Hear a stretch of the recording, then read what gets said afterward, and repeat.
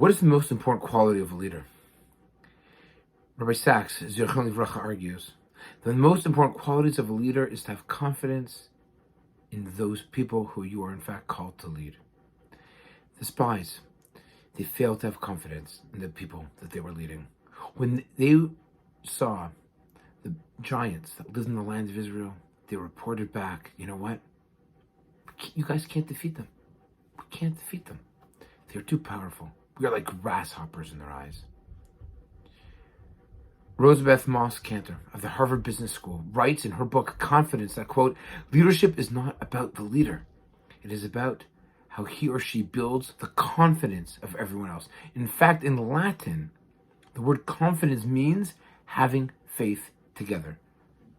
It has been a challenging 14 months, but we need to have faith in every single one of the members of our community. We need to realize that we are stronger and we are better together.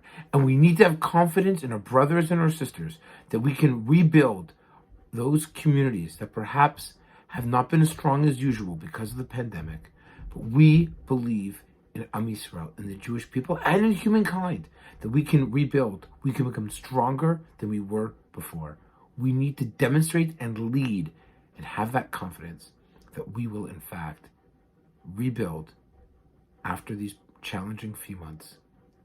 And while it is true, we've managed to come together in very creative ways, it's just not the same as having hundreds and hundreds of people gathering and embracing and singing and dancing. We look forward to those times, and yes, they are very soon.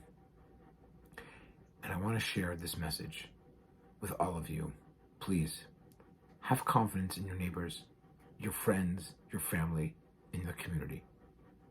Let's become leaders. Let's have confidence in others, the most important quality that every single leader, and perhaps every single person, needs to have, especially at this moment. With that, we truly will become an even greater community than we were before.